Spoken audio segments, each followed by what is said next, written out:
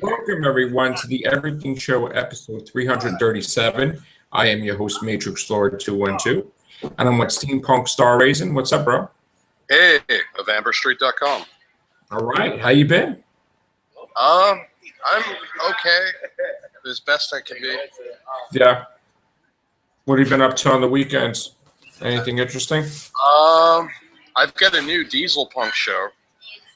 Oh, yeah? It's my favorite and only Diesel Punk show that I've seen. It's Marvel's Agent Carter. Oh. It's actually a pretty good show, and it actually takes place. If you go to Wikipedia, it's one of the TV shows that takes place in the MCU. So everything in Marvel's Agent Carter show is actually canon. It's prequel, of course. It takes place in 1946, shortly after the events of the first Captain America movie, following the life of Agent Carter. And I just, I was interested in the MCU, and I was fascinated, and I looked it up, and I realized you can watch it online for free.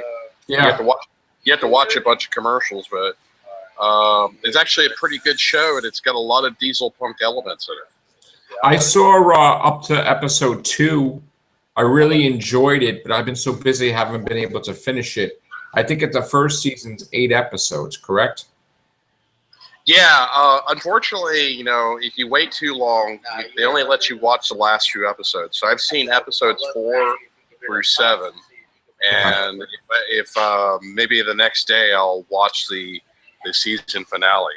But and it just got I just got word on the internet that it got renewed for season 2. So there's going to be a season 2 of Agent Carter. For some reason they're only doing 10 episodes though. Well, season 2. They actually bumped it up from 8 episodes to 10, so that's pretty good. That's a promotion.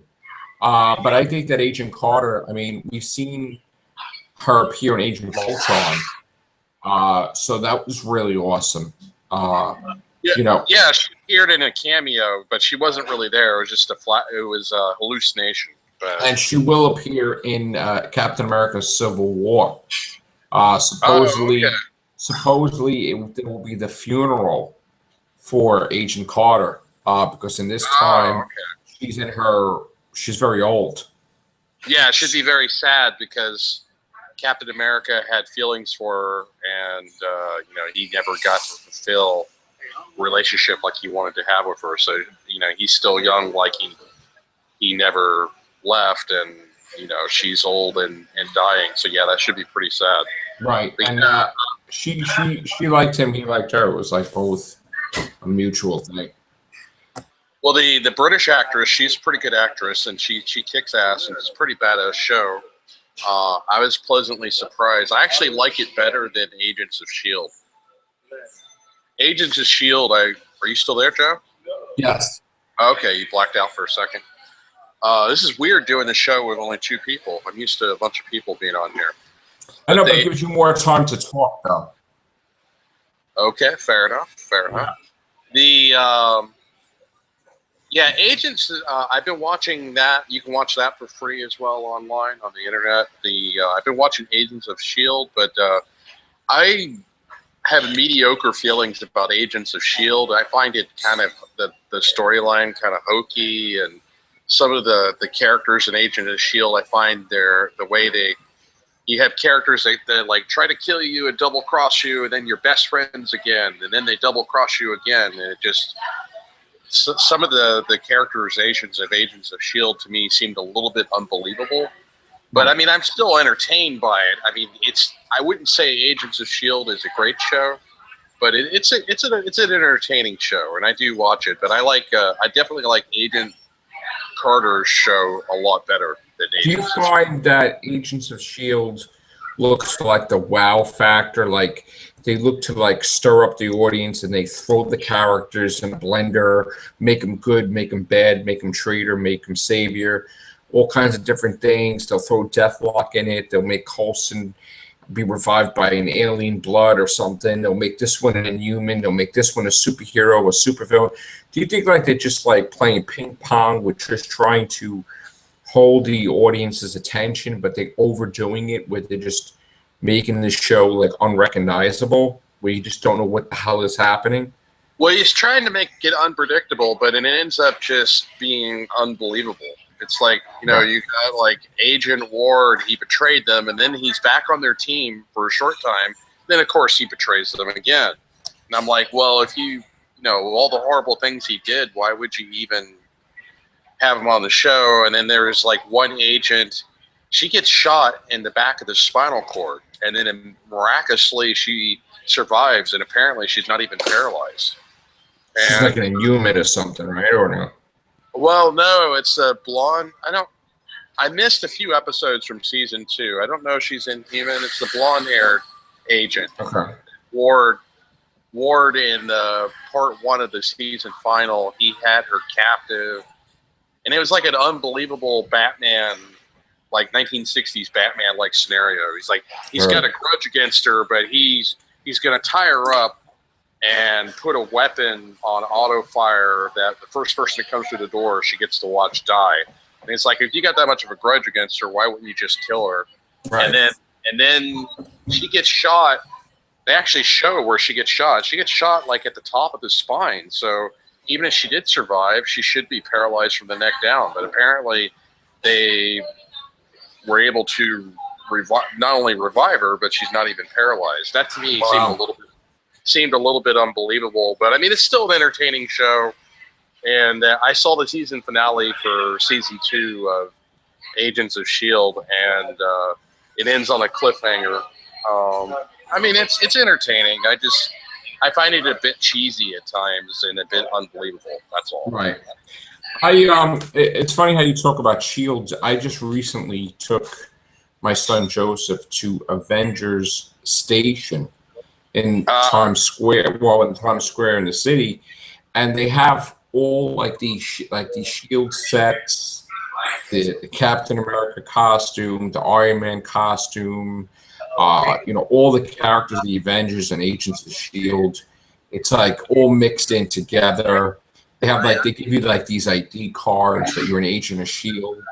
and you get to like do these different things where you can see your face on Iron Man's body and flying around, and you can move Iron Man's hand. You get to see the scepter from the original, the first Avengers movie, like Loki's scepter. They have the Tesseract and all that stuff. So it was a fun time. And this week I'm going to take my youngest, Anthony, to it because he had to stay home to do a project. But we're gonna go again, and I'm gonna take Anthony this time. But it was really, really cool to see all that stuff up close and personal. You get to be in the S.H.I.E.L.D. room with the view screens and the board room. It was really cool. Oh, that's cool. What's it called again? Avengers Station. Oh, okay. So it's like okay. Well, it's actually, if I could show, let me just I can see if I have. We took a picture. Oh, cool. There, with the Avengers and in the background, it was just like I had some pictures up. I think this is where it's called. Here we go, Avengers Station. Okay, I had never heard of it before. It sounds like it's like the Avengers equivalent to what Star Trek: The Experience used to be. Yeah, look, if you look at here, they have like the S.H.I.E.L.D. Room and stuff that you get to go in there. It was really freaking awesome, man. No, it's pretty cool. It sounds like because Avengers is the hot new thing right now and very popular. It sounds like the Avengers equivalent of what used to be Star Trek: The Experience in Las Vegas. Right. Star Trek: The Experience in Las Vegas, which I'm sad that I never got to go, closed in 2008, and that was like a whole. They had actors who actually portrayed characters. Yeah, and a lot of you could take photo ops. Oh, that's cool. That's very cool. Yeah. I didn't know about that. Yeah, it was pretty cool. I mean, it's I think it cost me about $61 for me and Joe to go. Wow, that's expensive. Oh, it cost about, I would say about $30 for the pictures and stuff. Wow. So yeah, but it's okay because I got my YouTube check anyway. I spent my just about my whole YouTube check in Avengers Station. So Ah, that's fine. I mean, we went to lunch too afterwards, so you know. well, at least you're making money off your YouTube. You know, it's I haven't been, but I just recently got my new check, so it was good to do that. You know, go out to Oh, Adventure Station. So hopefully, with this new program with YouTube, where YouTubers make 55% now of really? their percentage, they raised it.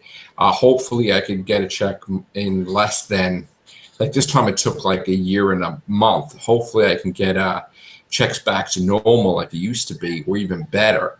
And I'm hoping I can get another check by August, but we'll see. You know, we'll see what happens. Sadly, I can't take advantage of that. I am a YouTube partner, but my AdSense account is still suspended. Yeah, I'm not. Look, I'm not counting on it. I do it for fun, but if the check is there, that's nice. It helps. So recently, as of about an hour ago, there was some type of error with my publisher, and they accidentally, I guess accidentally by mistake, deleted my book website for paradises.life.com. I'm supposed to have the website till May of 2016. So not only am I going to get a refund for that if it's not restored, but then it had me thinking, well, what is, would the book do better without the website? So I'm trying to see if it, like the challenge to promote that book, because if it makes more money than the website without the website in general, because right now the website's down, it's probably going to be down for a week, right? So I'm wondering if I can get sales for that book. I might not even need the website anymore. Maybe it was just a thing just to have a website. I shouldn't even have a website for the book. Advertise the book, yeah. How did you? I mean, what publisher are you going through for your books? Well, my Xebris does my books. So did you have an agent? How did you get hooked up with them? I mean, how did you? Well, the funny story behind that was there was a friend of mine that was a published author that wrote this wonderful book about pets and training pets, because I used to be in the pet industry in one of my retail jobs. So in my history, my 20-year history. So she told me that was a good publisher to use. And I had that card sitting on my wall unit entertainment center for like over, I would say like a year, just collecting dust. And for some reason, I didn't throw it out. I just felt it had to stay there, like it was a purpose, And then I was going to go with this other publisher, and then I'm saying to myself, I'm not supposed to be with this publisher. I'm supposed to be with somebody else. And then I remember going to my entertainment center in my old house, and I saw this card that said my publisher's name on it, picked up dust, and I'm like, you know what? There's got to be a reason why I've kept this. And I contacted them, and I liked their proposal, and I did Sorrow Separation, the first book, it was published May 5th, 2010. And while I was doing the first book, I actually completed 2 more books. And I decided, I'm having so much fun.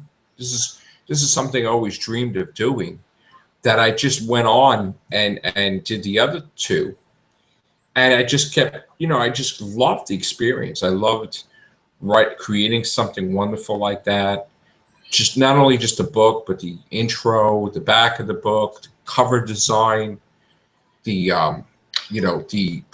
press release. I had my hand in all of that. And I just had so much fun doing the newspaper articles that I was in, and the magazine articles, and really exciting. And, then I started doing book signings, and it turned out like my first book signing, I was so happy. I was all dressed up, had this wonderful table. It was just me, and I had double-digit sales. That's cool. I need to do something like that, because I have a lot of ideas for books. I've written a couple of screenplays, but that's about the closest thing I've ever done to writing a book. But you know what? Maybe you should, because maybe that could generate some income for you. I have bad credit. It's almost impossible for me to find work.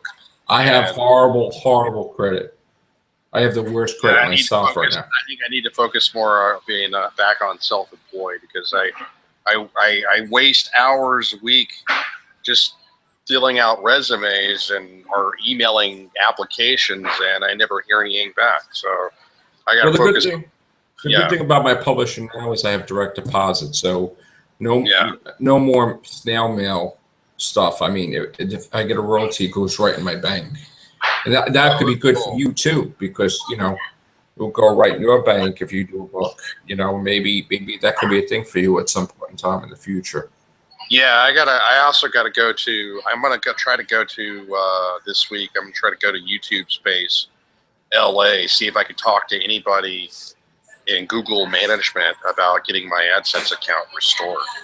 Yeah, that's the first step, really, for you. Because I've got some videos that I got like 30,000 views. I mean, I have several videos with 10,000 views each, and I'm not making any money off that. But just call them up or go see them. I've tried calling AdSense tech support, and you get put on hold for an hour. Right. And after an hour, I just hung up. I gave up because it's best to go there if you're near the area. Just go there, try to work something out with them, and then once you get your thing restored, then you could start generating money, and it will help you. Any little thing helps. Well, yeah. According to I can't remember. There's several different websites that do an analytics of your YouTube. Right. It's more in depth than the Google Analytics. According to my analytics, I should be making about $100 a month off my YouTube, but I'm not. Wow. We got to fix that. I mean, you're in a better position to reach them than I have. I have tried to reach them in the past.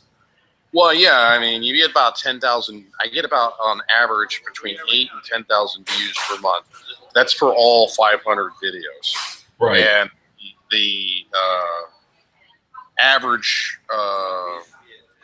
Social Blade, that's the analytics. Yes. Somebody at VidCon introduced me to the Social Blade. Actually, you know what? I might as well walk now on Social Blade. Yeah, it was somebody on VidCon. Somebody at VidCon recommended Social Blade to me, and I think they had a presence there. They were handing out flyers for that.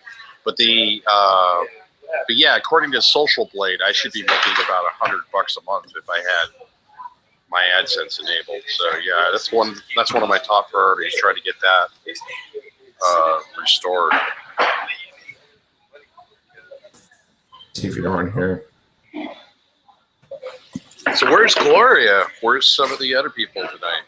Well, you know what it is tonight. I was about to watch Penny Dreadful, but then the stuff came up with my publisher, and then I recorded it, and as well as the Game of Thrones and stuff. So I'm doing, I decided, you know what, I could do this with you, and then we could do another one. Penny Dreadful, that's only available on Showtime, correct? Yeah. Oh, it looks like an interesting show. It's got one of my favorite actresses in it, Ava Green. I've never seen a single episode because I don't have Showtime. And unfortunately, Showtime doesn't allow you to view their shows for free online.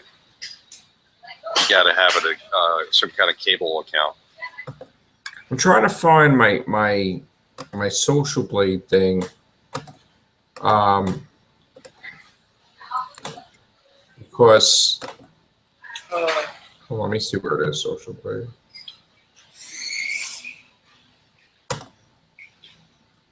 Let's see.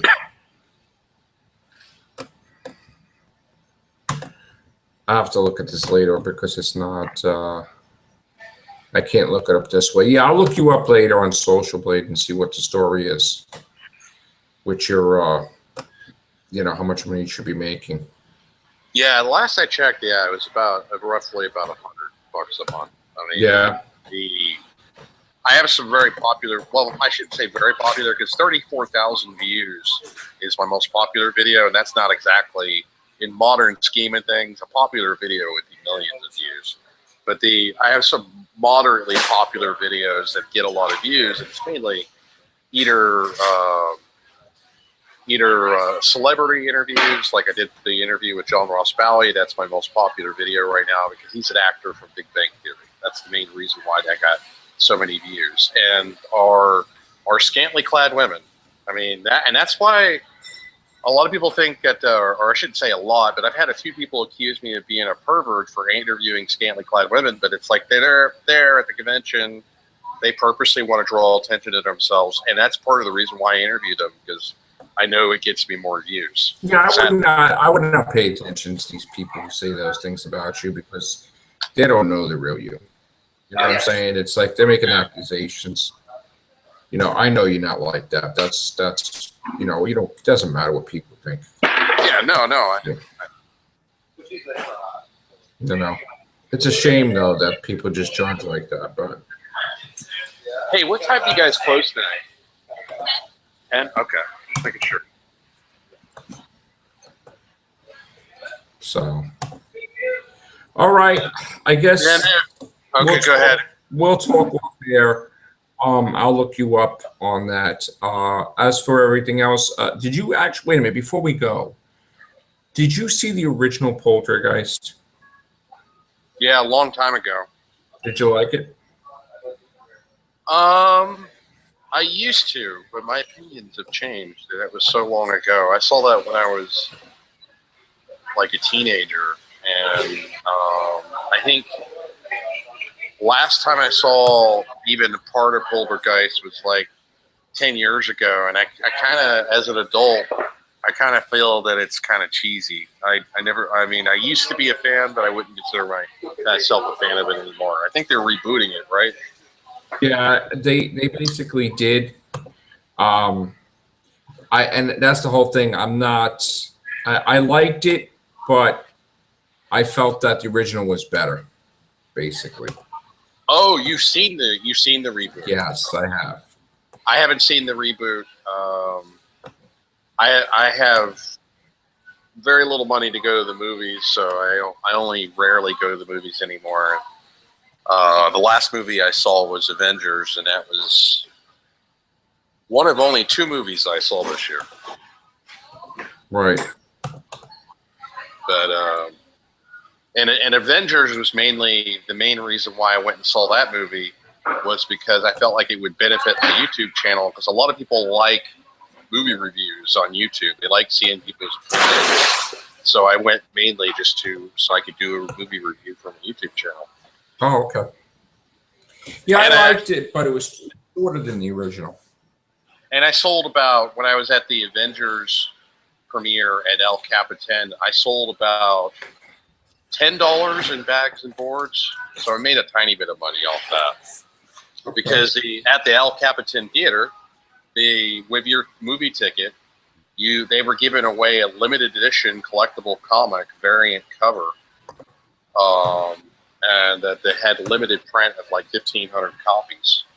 And El Capitan comics always sell for quite a bit on eBay. Like, you pay like $5 for it.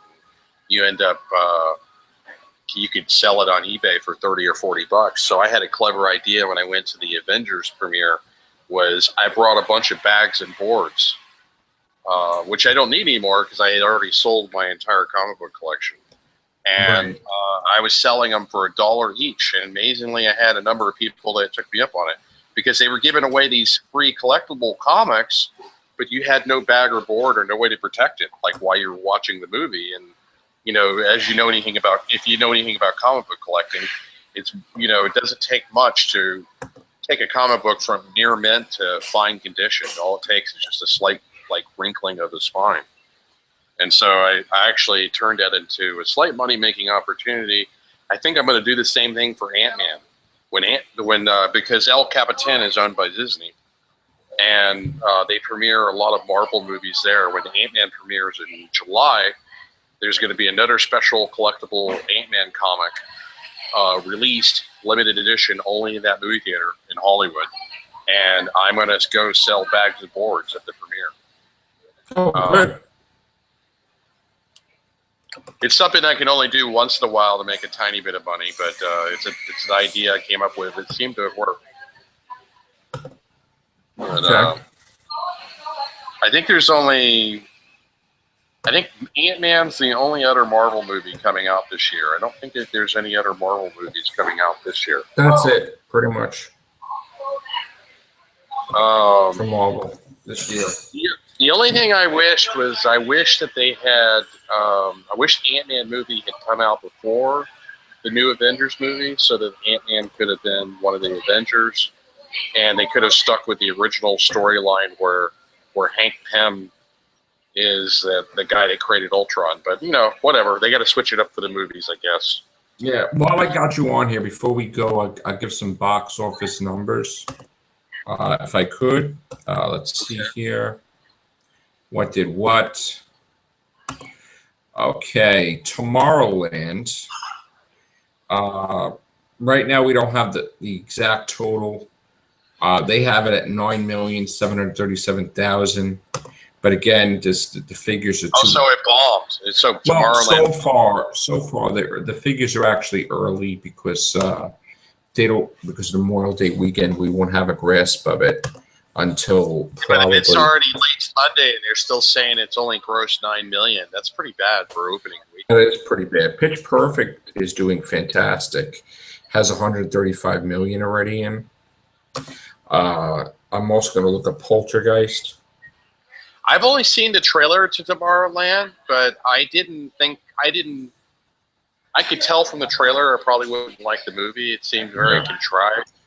And the whole movie is based on a ride. Right. I mean, granted, Pirates of the Caribbean was also based on a ride, and Johnny Depp did a great job doing that.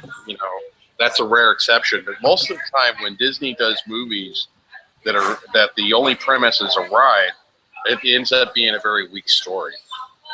Right. And What the Flick movie reviews did a movie review on it, and that's basically what they said. They said it was very weak.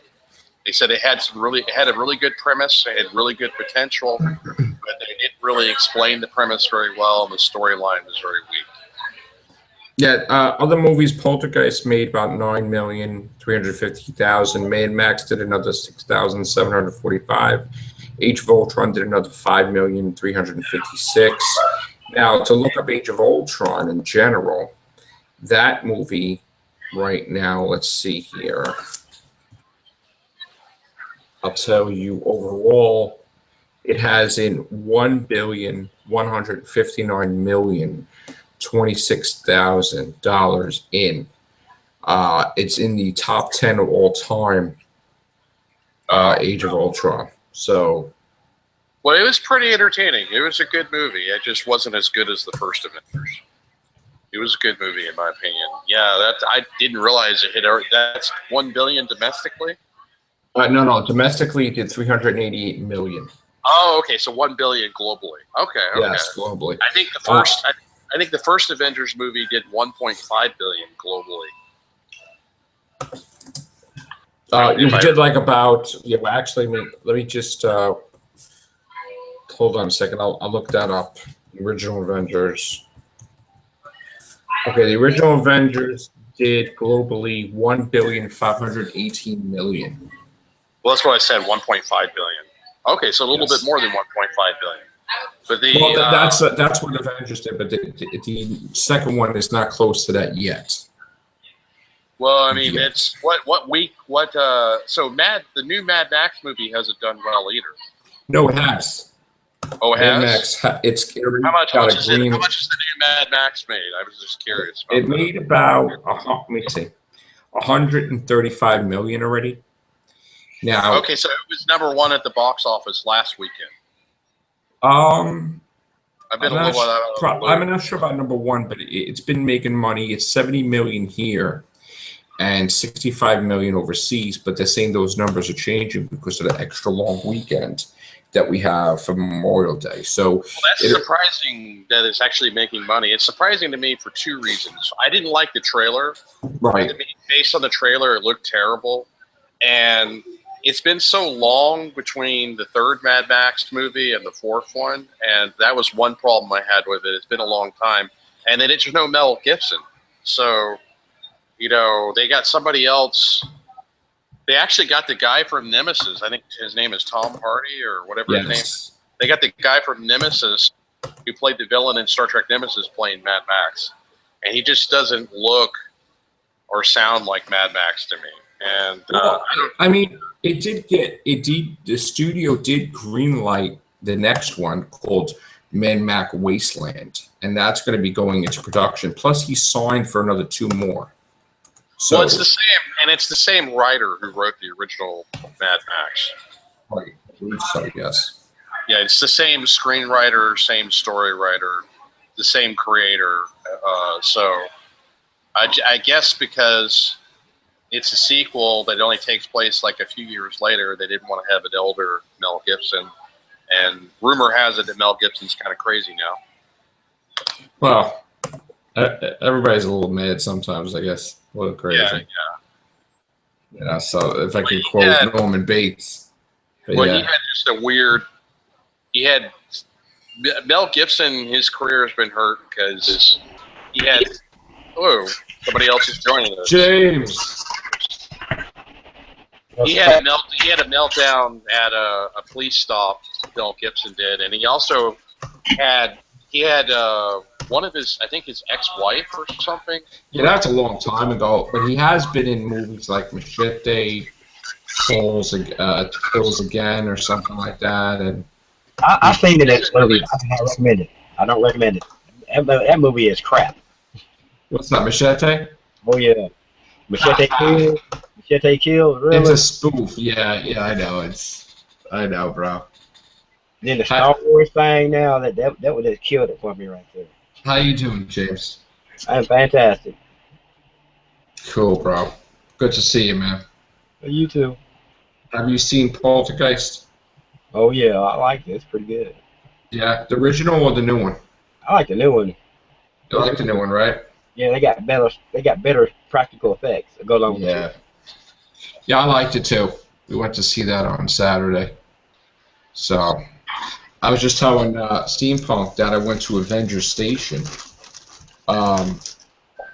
You can see, and I actually got to see the set from like the Shield, and all the Iron Man costume and stuff like that. It was very exciting. So is there gonna have like a younger Tony Stark next? What's his name quit being Iron Man? No, he's not quitting now. He's not quitting at all.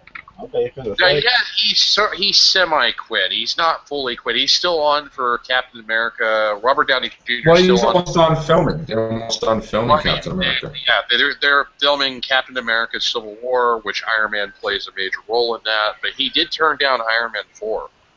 Yeah, but he's still going to be in Avengers 3 and 4. So. Oh, he's still going to be in Avengers 3 and 4? And Yes. I heard that he wants to scale back his role as Iron Man in the future Avengers films. I mean, the thing is, as long as he don't do his own stunts, because that's what happened last time. He did his own stunt. He hurt his ankle really bad. Oh, that's probably what that's referring to. That's why he wants to scale back. Yeah. I mean, why would you do your own stunts though? I mean, you have your face up there toward the camera, but you do got like stuntmen for all the dangerous stuff. I mean, that's stupid. Right. That's true. Maybe he just wants to feel like a badass. He wants to feel like he's the real embodiment of Tony Stark. Yeah, but you start breaking limbs though, you can't work. Yeah, I mean exactly. That really damaged him, his ankle. Speaking of, Harrison Ford, in the last year suffered a lot of injuries. Like almost a year ago, when he was filming Episode 7, he broke a leg on the Millennium Falcon, and then he got in an airplane crash and he got traumatic head injuries. So he's pretty much out of the game. Go ahead. Wow. What? Go ahead. Well, he's lucky not to be dead. Exactly. What's sad though, he did most of this stuff to himself. You got stunt people in there for a reason, not to be doing so. I mean, he's up in that age now. He's not Jones Young anymore. So. Well, with Harrison Ford, yeah, I was surprised that that he did some of his own stunts in Episode 7 and broke his leg. Considering that he's in his 70s, that's actually amazing that he was able to do that. And the Millennium Falcon, the impressive thing is that they built a life-size Millennium Falcon for the whole movie. So there was, unlike the original Star Wars, where there was only like a set prop for like one section of the Millennium Falcon, there was actually a whole Millennium Falcon, a real one that they built. Well, they can do it cheaper now. They got like cheaper products, and they got like model builders and everything. Considering this is like 2015 compared to 1977. Yeah, I mean, people who do set design on movies don't get paid that much. They get paid about $9 an hour. Yeah, for a movie that's gonna gross like billions of dollars. I know, Yeah, that's crazy. But I mean, or people who actually do the, not the people who design the set design. They might get paid a little bit more than $9 an hour. But the people who actually do the legwork building it, they get paid about $9 an hour. But the That's insane. yeah, well, I guarantee you, half of them are like Star Wars fans, so they probably find like a privilege to just to be on the set. yeah, I actually tried to sign up for I tried to sign up for it as an extra for episode 7, but sadly, I did not get picked for that. That would have been pretty cool to get that. Yeah, if I'd gotten to be an extra, that would have been cool. I mean, even if it didn't pay, extras usually get paid about $9 an hour as well. But I mean, it would have been cool just to be on the set of Star Wars. That would have been awesome. Right. Maybe I could try again for episode 8. I could try to apply again to be an extra. 8 or 9. 8 or 9, or for the Boba Fett movie, or for the Han Solo movie, or for the Rogue One, right? Rogue One. Yeah, Rogue One, which is coming out next year. Which is that's great. It's great because the Star Wars comes out in December.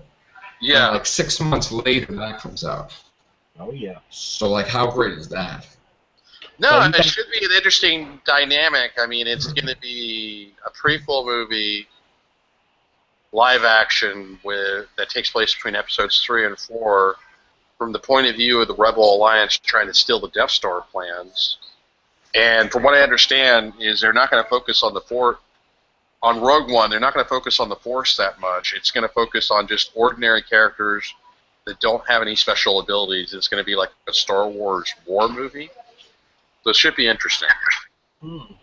Kind of like a team, like a Mission Impossible thing, pretty much.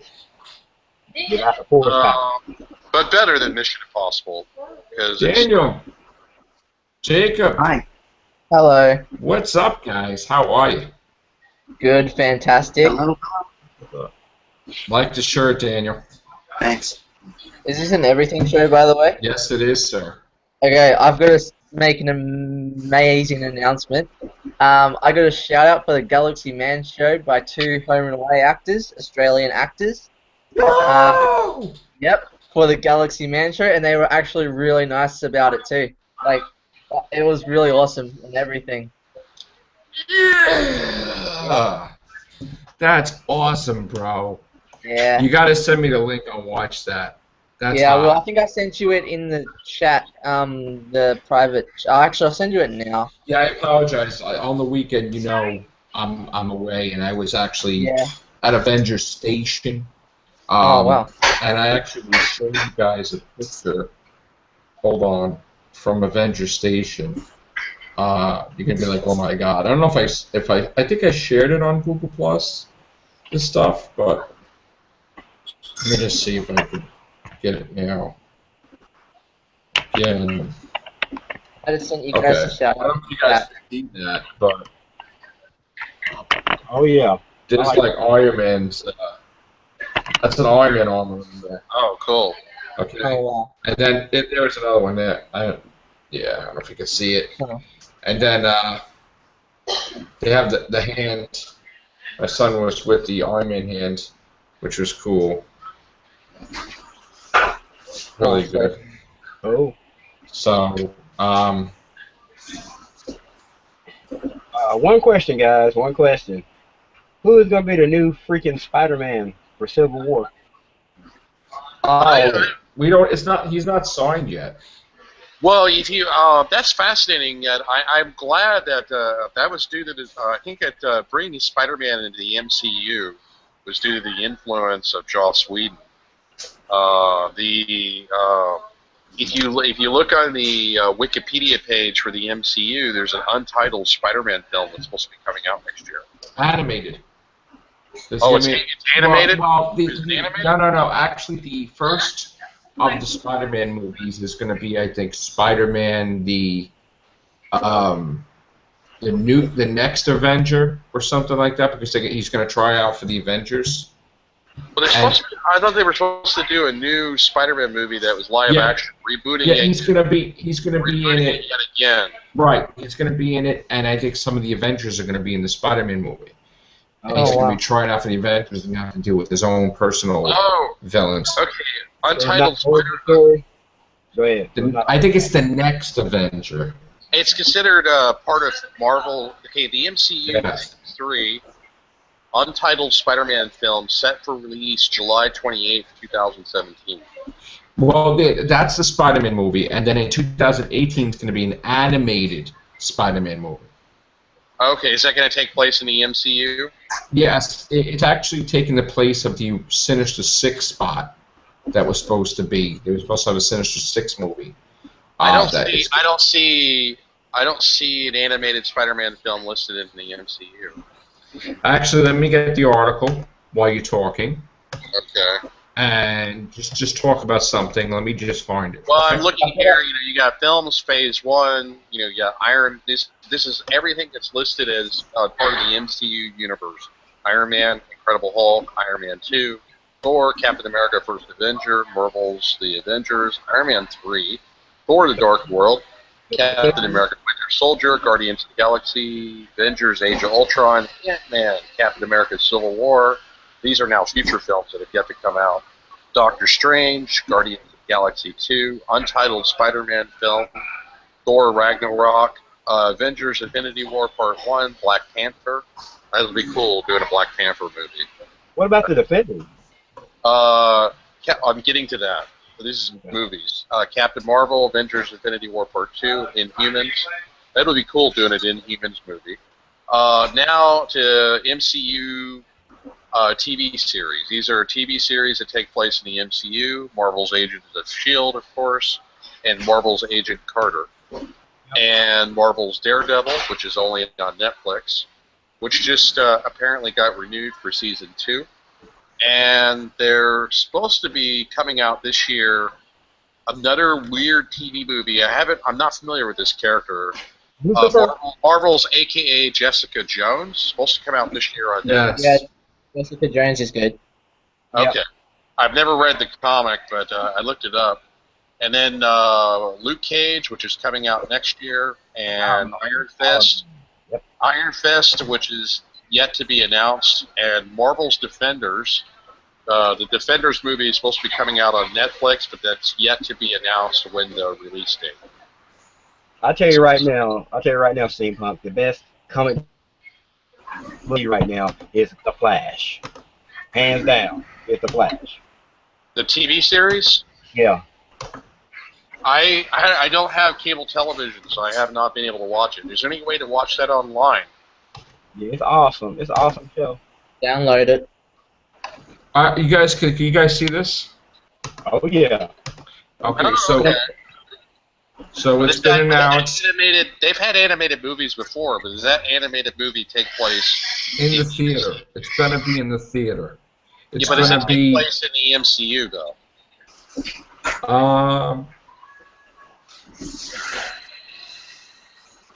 Will exist independently. Okay, so it's not it's a non-MCU movie. But there's an untitled Spider-Man film slated for 2017. It's release. 2018. Here it is. July 20th, 2018 is a Spider-Man animated movie. July 28th, 2017 is the rebooted Spider-Man movie. Yeah, the rebooted Spider-Man is the one that takes place in the MCU. It's live action. Right. Hold on. Why do we need 3 rebooted Spider-Man movies? I mean, Lord, they ought to There's politics. Let me explain that. I don't agree with it because it gets kind of tiring when they're doing constant reboots. It's the politics of Sony Pictures. Sony Pictures doesn't own the character, but they own the rights to the character. I'll be right back, guys. I'm listening. Okay. I just gotta grab a drink. Yeah, well, I'll explain why Joe is getting a drink. Okay, Sony Pictures owns the rights to Spider-Man movies exclusively, and Disney had to cut a deal with Sony to do a reboot because basically Joss Whedon wanted Spider-Man in the last Avengers movie, but he couldn't do it because of legal reasons. And so they want to bring in Spider-Man, and Spider-Man's been an Avenger before. So they want to bring in Spider-Man as an Avenger. So the 2017 film, which is untitled, which is going to be a reboot, live action, a new actor playing Spider-Man, is going to take place in the MCU, which will be cool. It'll be cool to see Spider-Man interacting with the Avengers. But the reason why the Spider-Man from the previous two films could not be in the Avengers movie is because of licensing agreements with Sony Pictures. They own the exclusive license to Spider-Man, and they're not willing to give it up. And the way the contract works is if they do a Spider-Man movie every few years, they don't lose the license. But if they go, I think, longer than like 4 years without doing a Spider-Man film, they could lose the license to Spider-Man, and it returns to Marvel, which the parent corporation of Marvel is Disney anyway. So it's all political reasons. Sony doesn't want to give up the rights to Spider-Man. So even if they have to do a crappy reboot over and over again, they're going to do that. So just so that they won't give up the rights. It's in the contract with Marvel that they got. And so, Spider-Man 2 is viewed as a failure. Amazing Spider-Man 2 is viewed as a failure by Sony Pictures. I liked it though. I thought a lot of people said that it sucked, and it got a lot of bad reviews. You liked it? Okay. I liked it. I haven't seen Amazing Spider-Man 2. I avoided it because when I saw the trailer, I wasn't that thrilled by the trailer. And usually 9 times out of 10, I can tell whether I like a film by the trailer. And so I was like, I'm not going to bother. And I didn't like the Amazing Spider-Man reboot. I just didn't like the way they did Lizard Man. Lizard Man was all wrong. He didn't. What? The Lizard. Or the Lizard. That Lizard. Yes. It just didn't. It didn't feel true to the comic. It didn't feel true to the comic to me. It just. I don't know. There was just something missing with the new Spider-Man reboot. I actually like the Tobey Maguire Spider-Man movies, with the exception of Spider-Man 3. The Spider-Man 1 and 2 was great. There was no need to. What they could have done is they should have done like Spider-Man 4, and they should have done like a time travel story, like as if Spider-Man 3 never happened. And then that would have been great, but they didn't do that. I'm looking at the Marvel Universe like this. All these studios are slowly but surely destroying the entire Marvel Universe. You got all these people. You got Fantastic Four, Spider-Man, Luke Cage, and Iron Fist, Daredevil, all in New York, but they never meet each other. I mean, they are going to meet each other. Daredevil is going to encounter Iron Fist, Luke Cage, Jessica Jones, and they're going to form the Defenders. And there's a possibility. It's all going to be tied in with Agents of S.H.I.E.L.D. as well, because like Inhumans have already made an appearance in Agents of S.H.I.E.L.D. Season 2, and they're doing an Inhumans movie in the future. And from what I understand, they're going to have a Defenders storyline that might even cross over into the Guardians of the Galaxy. Oh, and also they just changed the Scarlet Witch and Quicksilver again. They are not Inhumans. They are not mutants. What? They're surgically altered humans. What? By the High Evolutionary.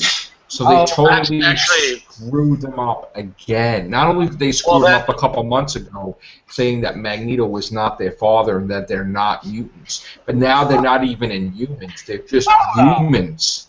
Well, the problem is the X-Men movies don't take place in the MCU. So. What? But I'm talking the comic book. They changed the comic book. Oh, they changed the comic book. They changed the comic book origin of Magneto's children, Scarlet Witch and Quicksilver. Well, you heard what they did to the Joker, right? They made the Joker immortal. Well, now Batman is going to die. He's going to come back to life, and he's going to become a new god. That's the problem with the reason why they're not they did this in the comic books, so they're screwing it up. But the reason why in the movies there's no reference to Magneto being the father is the X-Men movies do not take place in the MCU universe, and the reason why, and I just looked it up. The reason why the X-Men movies do not take place in the MCU universe, like they have nothing to do with the Avengers universe, even though they would be cool if they did, is because 20th Century Fox owns the movie rights exclusively to X-Men, and they do not want to give it up. The story was that Marvel was about to go bankrupt, and to save themselves from going bankrupt, they sold the rights to most of their characters to these movie companies. So they threw the Fantastic Four and X-Men at 20th Century Fox. They threw Spider-Man at Sony, okay? Now what happened was they didn't know that 20th Century Fox was going to be a bunch of a-holes with them and nasty, where they're going to make a big stink that if they were going to do their own movies, they couldn't use the word mutants, they couldn't do this, they couldn't do that. So they didn't know that was going to happen. So when all of a sudden they sold these rights to these characters, but then Disney bought them. So they would have been saved anyway from going bankrupt. So now Disney owns Marvel, and they say, okay, we want to do an X-Men movie. We can't. They're like, what do you mean? We sold it to 20th Century Fox. All right, we want to do a Spider-Man movie. We can't because we sold it to Sony. So then they're like, you know, we want every single freaking character you have because we have to put something out. So they put the Avengers out, they put all this stuff out. But they still want Spider-Man and X-Men. Now they were on friendly terms with Sony. Okay, they weren't enemies because at least they were working together. Marvel was making action figures for Spider-Man, and they were, you know, using each other to help each other out mutually. Now it wasn't to Marvel's liking because they wanted more and more and more, but they weren't enemies. Okay, 20th Century Fox and Marvel were enemies because they didn't even make any action figures for X-Men Days of Future Past, X-Men figures. They did nothing to promote the X-Men movies or whatever. In fact, what really started to ignite the fume was when Marvel had Joss Whedon had announced that Scarlet Witch and Quicksilver were going to be in Age of Ultron way earlier than he was supposed to. He leaked it, and then the guy's like, I may want to put them in Days of Future Past. And that started a whole legal freaking crap for him because, of course, they were able to get Days of Future Past out before Age of Ultron. So they had to make a compromise, and the compromise is that Days of Future Past couldn't really use the Scarlet Witch, and Marvel had to kill off Quicksilver in Age of Ultron. So it's like, you know, and then he didn't want to do that. Joss Whedon didn't want to do that, but he had no choice. Politics. It's the politics of different multinational corporations. Right.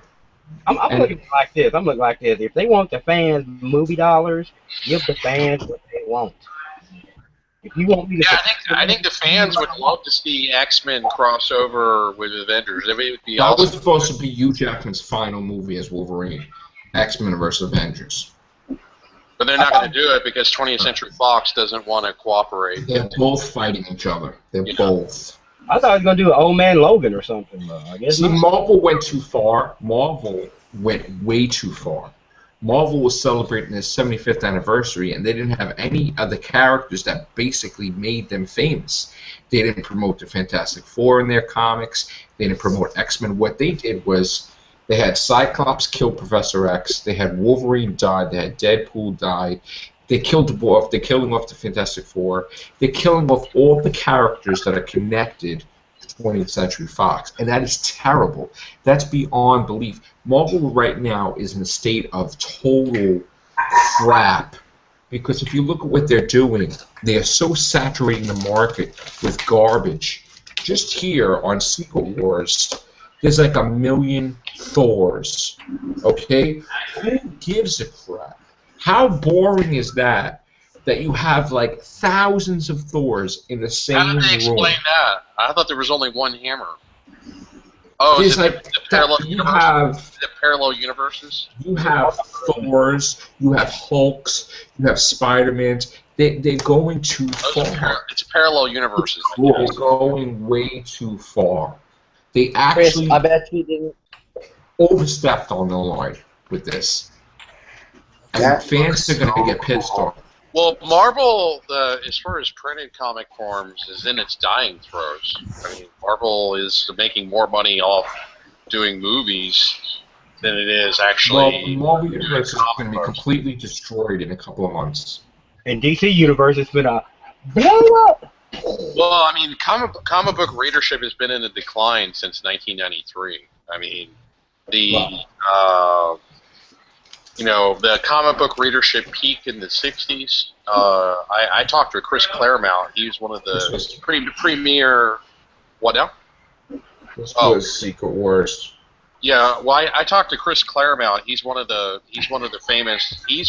X-Men writers which the basis of his stories were made into movies.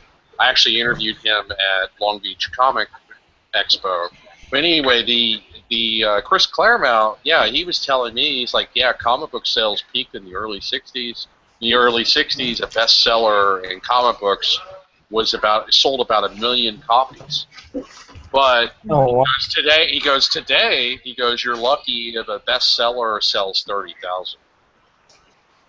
There's just, and even though and the problem with the comic book companies today, they've got it all wrong. You know, they've got a digital format, which is a competitor to their printed form, but the digital format is still like $5 a book. So you buy a comic that's non-tangible in its digital form, it should be cheaper, but it's the same price as buying printed. Yeah. I don't know about you. If I'm going to pay $5 for a book, I want a tangible copy instead. Just like the ebooks Yeah. are supposed to be cheaper than the paperbacks, but in some cases they're trying to charge the price of a paperback for an ebook, and people are like, they don't want to do that. I hate ebooks. Yeah. What's up, Albert? Oh, nothing really. How are you, sir? Oh, I'm doing pretty well. Okay. I've just been waiting for some news. No news has been going on anywhere. We're doing the Everything Show right now, Yeah. and we're just talking right now about the comics. I'm gonna say, did you hear about the Supergirl leaked pilot? Yes. Yes. The leak. Yep. I will be watching that tomorrow. Oh, Daniel, are you still there, Daniel? Yeah. Yeah. Oh, okay. Yeah, Daniel wanted me to mention, he showed me an interesting article about Bryan Singer had pitched way back in 2006, so it's pretty much old news, but Bryan Singer had done an interesting pitch. Star Trek Federation. Yeah, to try to do a new Star Trek series, and it's a shame that they didn't take him up on his pitch. It would have been an interesting concept. I don't think they're going to be doing a TV series anytime soon. No, and it's I not agree. because I don't want it. I do want it, but they have to wait and see how this movie does first. Well, I have two fears about that. Either Star Trek 3 is going to do well, and they'll do a sucky TV series based on the new Star Trek, or Star Trek 3 is not going to do well, and then it'll just go on hiatus for forever. Yeah, I think it would go on hiatus if it In the bombs. Prime universe, right? Is it supposed to take place in a Prime universe, or it's still the alternative universe? It's still going to be in from everything I've read, because Simon Pegg is unfortunately co-writing the script for Star Trek 3. Simon Pegg is the one on board for Star Trek 3, and he apparently is rewriting the script because he thinks he thought the script was too Trekky, and he wants to make it more Avengers-like, more action-oriented. Whoa. I'm not kidding. There's actually an article about this. I don't have a link It's to a true article. It's a true Star article. Trek. Simon Pegg said it was too Star Trekky. It's supposed to He be wants- Star Trek. It's Star Trek. It's supposed to be Star I Trek. agree. He's an idiot, but he is ordering a rewrite. He's got approval to be co-writer on Star Trek 3, and he wants to make it more action-oriented like Avengers. And he wants to make it more action-oriented and less Star Trekky than the first two Star Trek films. Now, Steampunk, I have to disagree with you on this. I think it's a good thing that they're making it more action-oriented. I think they're modernizing Star Trek. I think That's it's a not pretty Star good Trek. thing. That's Star Trek only in name, then. I mean, I respect your opinion, and everybody's entitled to their own opinion. But to me, that's not Star Trek. That would be. It depends on how they do it. It really depends. I mean, it would be like making Avengers and just calling it Star Trek. Yeah, it's got sci-fi elements, but it's not Star Trek. It's Avengers.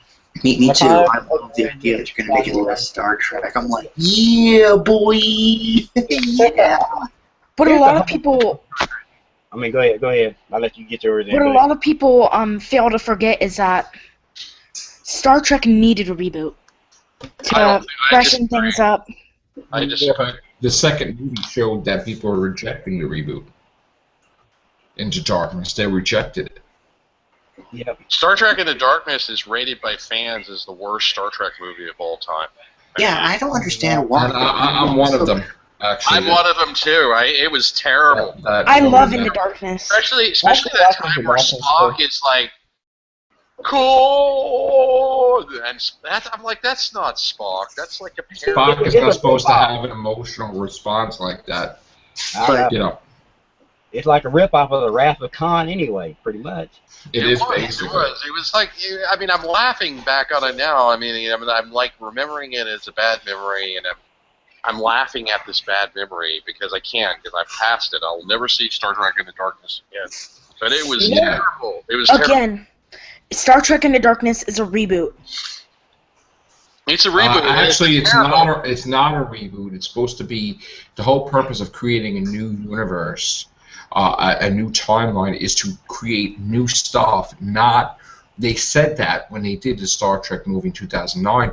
They're not going to copy with the movies. They're going to make their own individual, unique movies. And what do? They copied off of Wrath of Khan, which made people furious, and it almost destroyed the Star Trek franchise. That Paramount Pictures had felt embarrassed because they didn't want to end Star Trek before the 50th anniversary of Star Trek. So they actually threw us a bone and shelled out hundreds of millions of dollars to do the Star Trek 3 as the last hurrah. Okay? So in other words, if this movie fails, Star Trek will be put on ice like Khan for like 15 years. Oh, wow. I've got to say something, by the way. Leonard Nimoy, who acts as Spock in the movie, do you think he'll come back in? He used to be in this show called Heroes as Sylar. Died, though. Oh, you mean Zachary Quinto? Yeah, Zachary Quinto. Zachary Quinto is not coming back to Heroes. Seriously? Yes. Why not? Because Heroes Reborn is coming out, and they've already announced the actor Matt Parkman. Yes, but Zachary Quinto is announced I he's never not saw coming back. Heroes. I never saw Heroes. I missed that one. Heroes is a good show to watch if you want to get into it. It's on Quinto is Netflix. flying out. Maybe I think it's on Netflix. Maybe I'll have Yes, to. it is. It stayed on 4 years, so. Yeah, a lot of people were disappointed that it got canceled because it got good reviews. Right? I never got around to watching it. Well, it started getting The last ridiculous. few seasons were horrible. Exactly. Oh, the last two seasons were horrible. Like I said, it started getting ridiculous, and I dropped off too from watching it. So. But the Flash got better episode after episode after episode. The season Correct. was off the chain. Well, my favorite new Diesel Punk show, which I was talking about it earlier, the other guys, the other people who were not here. My favorite new Diesel Punk show is Agent Carter. Definitely. I'm glad that got picked up for a second season, or second miniseries actually. Yeah, second miniseries. Well, they're going to do 10 episodes for season 2. Well, CW is becoming a superhero show, right? Got iZombie, The Flash, Arrow, and now Legends of Tomorrow. Yeah, we were watching iZombie before. Yeah, I like iZombie. It's pretty good. I like it. I like that too. Just hope Constantine gets picked up. It might come to CW. You never know. Maybe. I wasn't really. Guy Arrow said he would guest star in it. I haven't watched the Yeah, Constantine. yeah. I haven't seen the Constantine TV series. I wasn't that thrilled with the concept because the movie wasn't that great. Well, The pilot was already- okay. I can't remember. I think there was like a Saturday Night Live video that was like doing a parody of Keanu Reeves because they say that Keanu Reeves plays the same character in every movie. Yeah. Like, he's like in the Matrix. He's like, I'm in the Matrix. And, and then this constant, I'm in the Matrix. He's going to be Bill and Ted's race. I am Keanu Reeves. I am in Constant. Oh my God, they're gonna bring that back. Yes, they are. Something that was supposed to be a Doctor Who parody with the police box had turned into something that Moffat actually stole the laws of time from, where Bill and Ted used to write notes to their future self or their past self, and they would help their past selves out. He used that for the whole Matt Smith. So still him. I don't know. I can't believe Stephen Moffat gonna be back for season 9 and 10. Well, we'll talk about that on the Everything Show. We got not on the Everything Show, on the Real Movie's cast, because we try not to talk about Doctor Who out here. Because I have some things to say about Stephen Moffat's recent comments on the Real Whovians. Yes, we'll do a Real Whovians, but let's try to keep it there. Yeah. Because people like to see their own show for Doctor Who with us. When it gets on the Everything Show, some people just don't watch. Some people that are Whovians, they don't want to watch the Everything Show. They just want to watch the Real Whovians guest, so they'll miss out on it. So. Now, have they began filming Star Wars Episode 8 yet? I believe they have. What? But I haven't seen anything. Hear that, Daniel? Defiance comes out. Defiance will be good. Oh yeah, I heard on internet news that it's pretty much confirmed that Boba Fett's probably going to be in Episode 7 and that he's not dead. That's amazing. I love Boba Fett. It's been confirmed he's not dead. That's true. But how do you know that episode 8 started filming? Well, it said last week that in a week it's going to film, right? So it's a week already. Well, it's kind of a gamble to already be well, I will say this. It's kind of a gamble to be filming Episode 8 when Episode 7 hasn't even come out yet, because you don't know if Episode 7 is going to do well. But I guess, They think it is. They think it is.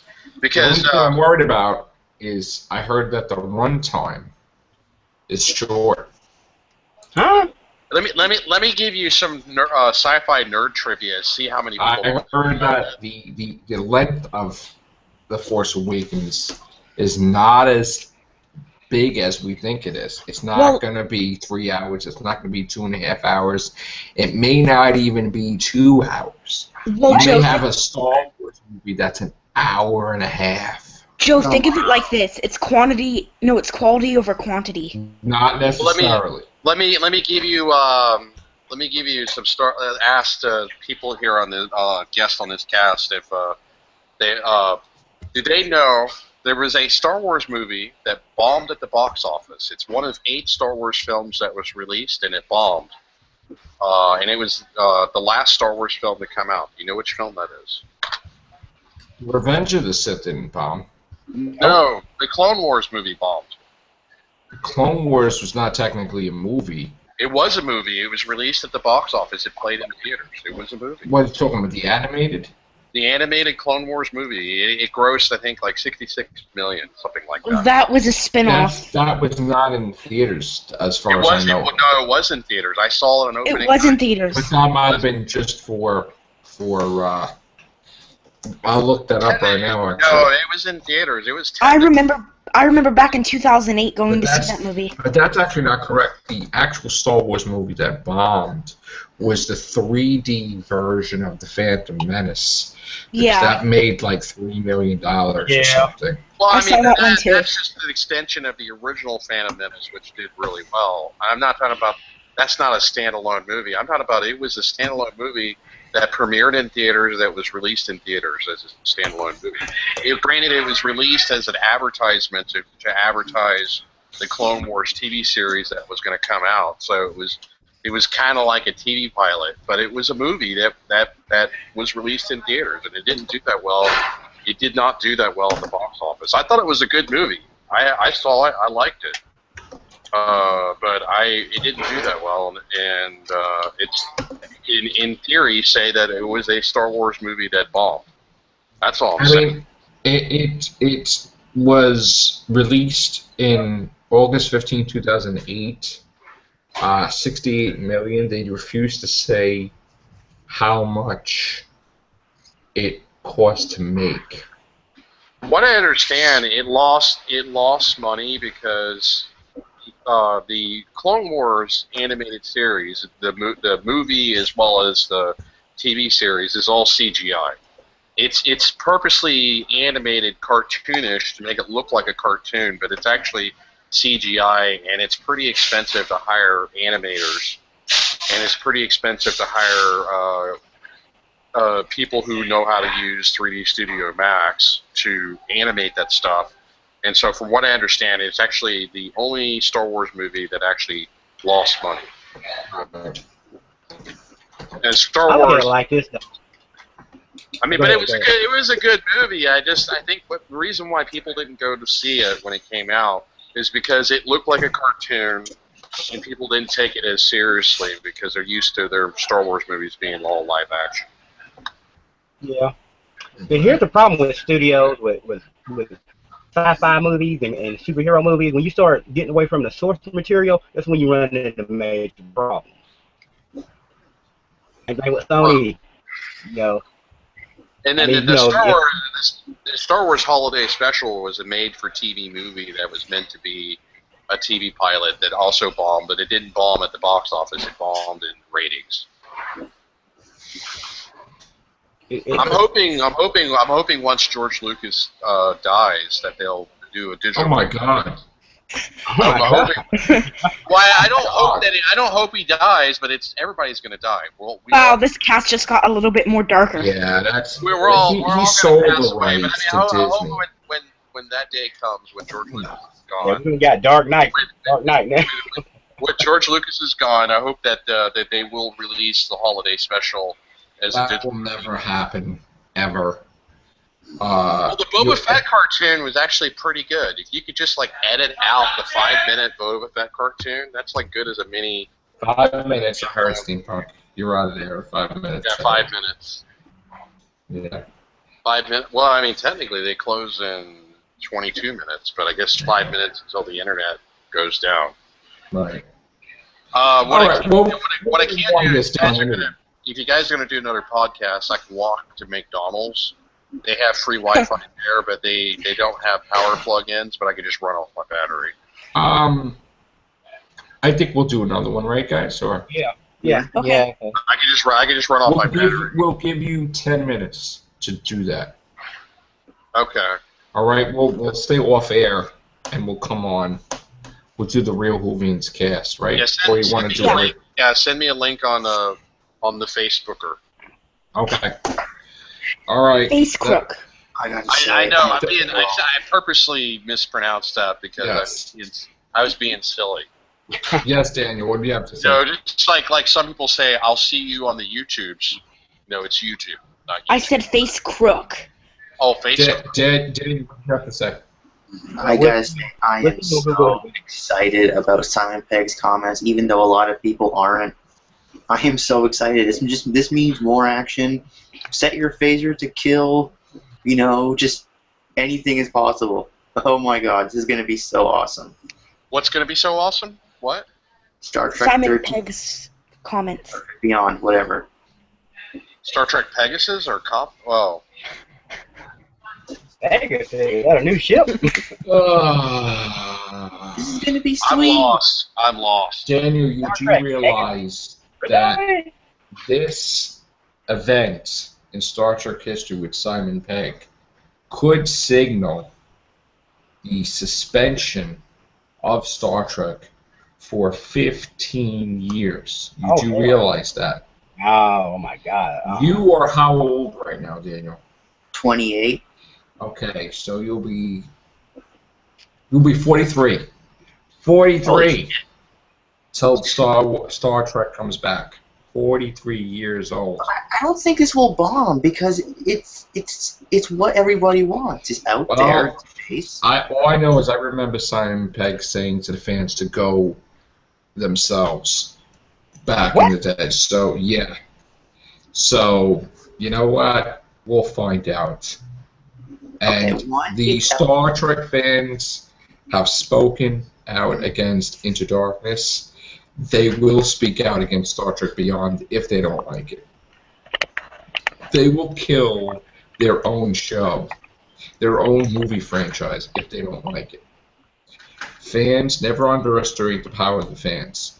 Fans of Zombieland were so outraged that Zombieland became a TV series to try to make money off of Walking Dead that they canceled their own, fandom. They canceled the show themselves. So now it's Zombieland is back to Zombieland 2, and they're gonna make, but they killed it. So just I thought that might have made a good TV show because it was so funny. People hated it. The fans hated it. I had no objection to that. I loved the movie, and I thought it would make a good show. So if they don't like the Star Trek, then it will be over, and Paramount will let it sleep. They will not do a series. I haven't seen, because I don't have cable TV. I can only see what's on available on the internet, or like through Netflix. But the like Walking Dead, to me, started getting a little bit too dark and too depressing. Right.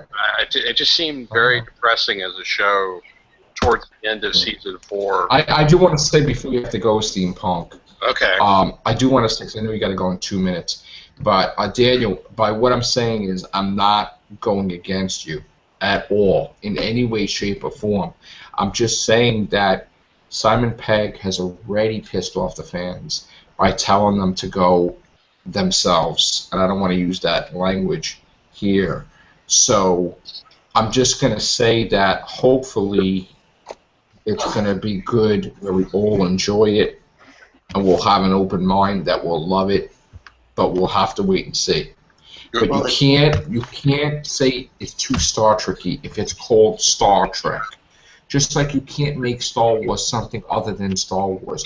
You can't change the whole format because then it's unrecognizable, and then fans are not fans of that.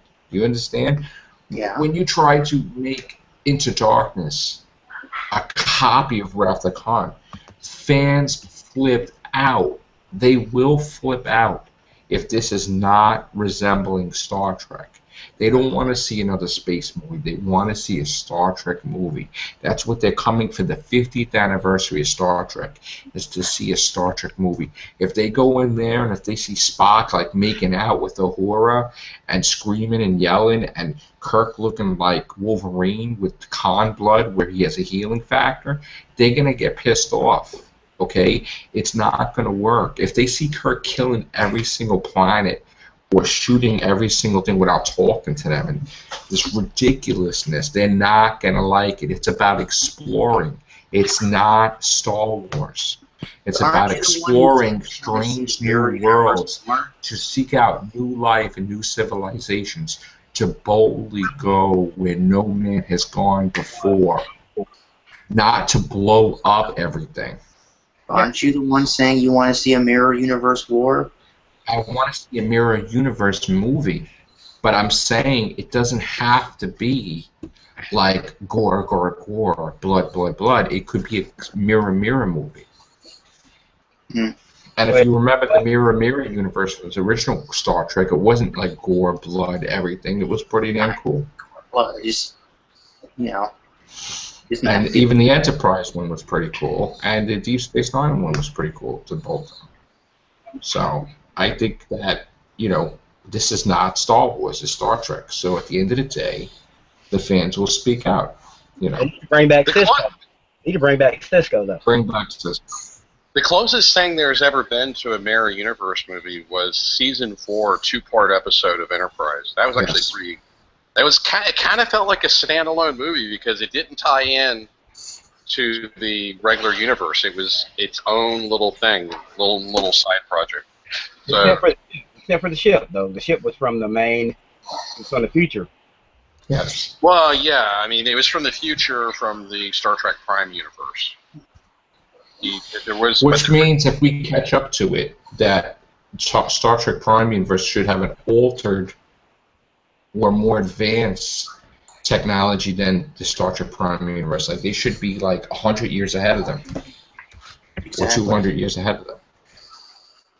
Yeah, so maybe the Mirror Universe could, because now it's an altered timeline, could come into the Prime Universe with more advanced ships and being a deadly threat. because they captured the Defiant. Right. But they captured Defiant in like the Mirror Universe. Yeah, what you are didn't. talking about? Well, whatever ship. There was a 2-part episode. They captured the original series Defiant, not the Defiant from. Was it? Right. Yeah, I think it's the same name but different ship. Right. Yeah, it's the original series Defiant. Did you see the Mirror Universe episode of season 4? Yeah. Wow. Yeah, I think it was the I think that ship was also called the Defiant. I may be mistaken. Yeah. It was also called the Defiant. It's a little confusing because it's 2 different ships with the same name. I have to look into that to see what it was called. Yeah, it was. But yeah, that was a really good episode. It was just really random because it had all the Mirror Universe versions of the characters, but you didn't see any characters from the Prime Universe. It was just all. All right, I'm gonna actually. I don't want to cut you off, Chris, but I know you've got like 20 seconds to leave, so. Yeah, I need to get out of here, and I'll go. We'll do another podcast. We will take a 10-minute break, guys, and come back with the Real Beans Cast. Thank you, everybody. Take care. Bye for now.